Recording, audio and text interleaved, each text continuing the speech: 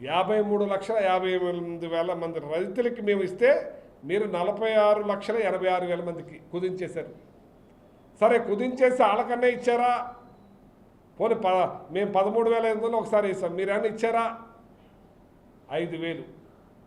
కేంద్రం ఇచ్చిన 2,000 పడిపోయినాయి అన్ని చోట్ల, కానీ మీరు మాత్రం కొంతమందికి ఇచ్చారు, దాంట్లోనూ కోతే. ఇవాళ ఒక గ్రామంలో మేము 950 మందికి ఇస్తే మీరు 400 మందికి ఇచ్చారు. ఉన్న వాళ్ళకందరికీ ఎగనామం పెట్టారు. ఇదేనా మీరు అని అడుగుతున్నాను నేను. మేము వచ్చేటప్పటికి 57 నెలల్లో 34,288 కోట్లు ఇచ్చాము. మీరు కేవలం 3,174 కోట్లు. ఇది మీరు ఇచ్చేది. ఏదో నామమాత్రం, అది కూడా లేదు. మీరు ఇప్పుడు చెప్పిన అంకె కూడా చేరలేదు. ఇంకా మీరు చెప్పిన అంకె కూడా చేరలేదు. సరే, నిరుద్యోగ 20,000 ఉద్యోగాలు ఇస్తామని అన్నారు. ఒక్క ఉద్యోగం కూడా లేదు. సరే, దాన్ని స్కిల్ డెవలప్మెంట్లో కలిపేసామని అంటున్నారు. నేను ఈ తణుకులో ఎంతమందికి స్కిల్ డెవలప్మెంట్లో కలిపి ఉద్యోగాలు ఇచ్చారు? నాకు ఇక్కడ ఎమ్మెల్యే గారిని అడుగుతున్నాను నేను. రాష్ట్రం తర్వాత పని ఎన్ని ఉద్యోగాలు మీరు ఇచ్చారు? స్కిల్ డెవలప్మెంట్లో కలిపేసానన్న మీరు ఎన్ని 3,000 రూపాయలు ఎగనామం పెట్టారు? స్కిల్ డెవలప్మెంట్ అన్నారు, ఎంతమందికి ట్రైనింగ్ ఇచ్చారు? ఎన్ని ఉద్యోగాలు ఇచ్చారు? నాకు లెక్క చెప్పాలి. అలాగే P4 నేను లాస్ట్ టైం మాట్లాడితే ఎగతాళిగా మాట్లాడారు కొంతమంది. ఇవాళ P4ని తీసుకెళ్ళి టీచర్సు, సెక్రటరియట్ ఎంప్లాయీస్, డబ్బున్న వాళ్ళు, డబ్బున్న కంపెనీలు వాళ్ళు దత్తత తీసుకోవాలంట కుటుంబాలు. అది మీ పత్రిక, మీ టీవీ ఉతికార పారేసింది మిమ్మల్ని నిన్న. మేమేమనలేదు, మీరే, మీ పత్రికే ఉతికారేసేసింది మిమ్మల్ని. Andhrajyothi, ABN TV. అసలు ఇది ఎవడ పెట్టాడు? ఇది అయ్యేదా? పేదరికాన్ని ఎలా రూపుమారుతారు? ఎవడో ఒకటి చెప్పిన దాని వెనకాల ఈ చంద్రబాబు నాయుడు వెళ్ళిపోతున్నారు. మా సాక్షి కాదు కదా, మీ పత్రికే కదా, మీ టీవీనే కదా. ఎవరిస్తారు, ఎవరు చేస్తారని నేను అడుగుతున్నాను. నేను ఈ రాధాకృష్ణ గారిని నేను అడుగుతున్నా, రాష్ట్రం వదిలేసేయండి.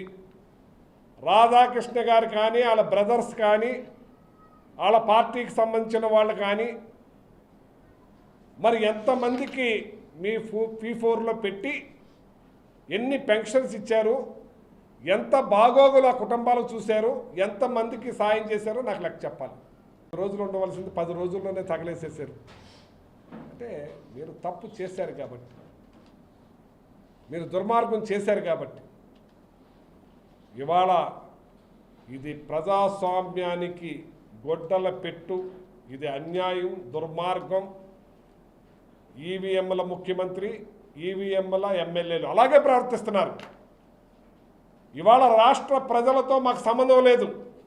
మేము ఈవీఎంలతో గెలిచాం కాబట్టి ఇక్కడ ఆవులకు వస్తాం, గేదెలకు వస్తాం, పేకాట్లాడిస్తాం, మందు ఇష్టానుసారిగా తాగిస్తాం, బెల్ట్ షాపులు పెడతాం, 10 రూపాయలు ఎక్కువ తాగిస్తాం, బెల్ట్ షాపుల్లో 20 రూపాయలు ఎక్కువ తాగిస్తాం, పర్సంటేజీలు, దోపిడీలు, ఇంకా అంటే సెటిల్మెంట్లు కూడా చేసుకోండి అని చెప్పి స్వేచ్ఛనిచ్చేస్తున్నారు కార్యకర్తలకి. ఏ సెటిల్మెంట్ అయినా చేసుకోండి, ఇక్కడ మీరు డబ్బు దోసేసుకోండి, ఇళ్ల మీద తెగబడి దోసుకోండి. ఇదేనా మీ పరిపాలన? ఇదేనా మీ సంస్కృతి? ఇదేనా ప్రజాస్వామ్యం? ఇది ప్రజాస్వామ్య దేశం, రాచరికం కాదు. ఇది రాచరిక స్టైల్లో మీరు చేస్తున్నారు. మీరు ఏదో కత్తులతోటి యుద్ధాలు చేసి రాజ్యాలను వశం చేసుకుని, మనం ఏదంటే ఏది, శిరచ్ఛేదం అంటే శిరచ్ఛేదం, అరెస్టులు అంటే అరెస్టులు. ప్రజలు గమనిస్తున్నారు, ప్రజలు చూస్తున్నారు. మీరు ఇంకా మారతారేమో, చూస్తారేమో అని. మొన్న తల్లికి వందనం, మేము అమ్మఒడి అన్నాం, మీరు తల్లికి వందనం అన్నారు. మరి షరతులు లేని, కోతలు లేని మేము ఇస్తామని చెప్పి 2,000 రూపాయలు కట్ చేశారు. ఎందుకు కట్ చేశారని అడుగుతున్నాను నేను. సరే, ప్రైవేట్ స్కూల్స్ కూడా 2,000 రూపాయలు కట్ చేశారు. ప్రైవేట్ స్కూల్లో 2,000 కట్ చేయవలసిన పని ఏంటి? ప్రైవేట్ స్కూల్లో మీరు ఏం చేస్తారు? మీరు అక్కడ టాయిలెట్స్ కన్నా దేనికన్నా ఆడ చేస్తారు, అక్కడ కట్ చేయవలసిన అవసరం లేదు కదా. దోపిడీ. ఇక్కడ 2,000 దోపిడీ. ఇవాళ ఏది కూడా లేదు. ఆ క్లాత్ ఇచ్చారు, చిరిగిపోతూ ఉంది. బ్యాగులు ఇచ్చారు, చిరిగిపోతూ ఉన్నాయి. ఏది పట్టించుకునే పాపాన్ని లేదు. ఇవాళ రైతు భరోసాగా మేమిచ్చాం, రైతు దీవెన అని మీరు మొదలెట్టారు. 72,000 ఓట్లు మెజార్టీ స్వతంత్రం వచ్చిన తర్వాత ఎప్పుడైనా వచ్చిందా అని అడుగుతున్నాను. 99,000 ఓట్లు మెజార్టీ ఎక్కడైనా వచ్చిందా? గాజువాకలో కానీ ఇంకో చోట కానీ నేను అడుగుతున్నాను. ఇవాళ ఏదైతే లోకేష్ గారు పోటీ చేసిన మంగళగిరిలో మరి ఆయన చెప్పిన లెక్క ప్రకారం ఏదో 92,439,000 ఓటు అంటాడు ఆయన. మరి ఏం మాట్లాడతారో తెలియదు. సరే, 92,000 చిల్లర ఓట్లు. స్వతంత్రం వచ్చిన తర్వాత ఏ రోజైనా అంత మెజార్టీ వచ్చిందా? మరి ఇప్పుడు రావటానికి ఏంటి? జగన్మోహన్ రెడ్డి గారు ఏమి చేయలేదని మాకు ఓట్లు లేవు, మీరు ఏం చేసేసారని మీకు ఓట్లని నేను అడుగుతున్నాను.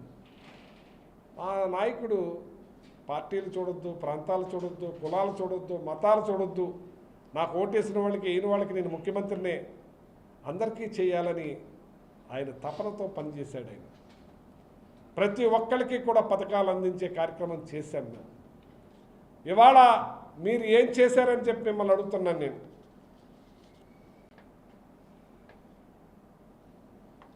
అటువంటిది ఎంత దుర్మార్గంగా మరి చేస్తున్నారో చూడండి. ఆయన పెద్ద నాయకుడు అంటారు, 45 ఏళ్ళ ఇండస్ట్రీ అంటాడు. వైఎస్ఆర్ వాళ్ళకి పని చేస్తే పాముకు పాలు పోసినట్టే వాళ్ళు చేయకూడదు అంటాడు. ఎవరప్ప సొమ్మని అడుగుతున్నాను నేను. ఇది ప్రజల పన్ను కట్టింది, ట్యాక్సులు కట్టింది, అందరికీ చేయవలసిన అవసరం. రాష్ట్రానికి ముఖ్యమంత్రి నువ్వు ప్రమాణ స్వీకారం చేసావు. నువ్వు ఏమని చేసావు? నువ్వు ప్రమాణ స్వీకారం, నేను అంతర్కరణ శుద్ధితో రాగద్వేషాలు లేకుండా ప్రతి ఒక్కళ్ళకి న్యాయం చేస్తానని, మేలు చేస్తానని ప్రమాణం చేసి నువ్వు కొంతమందికే చేస్తానంటావా? ఓటేసిన కాడే నేను అభివృద్ధి చేస్తానంటావా? ఇదేనా నీ 45 ఏళ్ళ ఇండస్ట్రీ? అంటే ప్రజలకు ఎన్నుపోటు పొడుస్తారా మీరు అని అడుగుతున్నాను నేను. ఇవాళ మీరు ఈవీ స్లిప్లు, ఈవీ ప్యాడ్లు మీరు ఎప్పుడు తగిలేసే? వారం రోజుల్లోనే తగిలేసేస్తారా మీరు? స్లిప్లన్నీ కూడా కాల్ చేస్తారా మీరు? ఎవరిచ్చారండి మీకు ఇది? అసలు దాని గురించి సుప్రీంకోర్టులో అడిగితే సమాధానం లేదే. సుప్రీంకోర్టులో అడుగుతుంటే దానికి సమాధానం లేదే మీ దగ్గర. ఏ రకంగా చేస్తారని చెప్పి నేను అడుగుతున్నాను.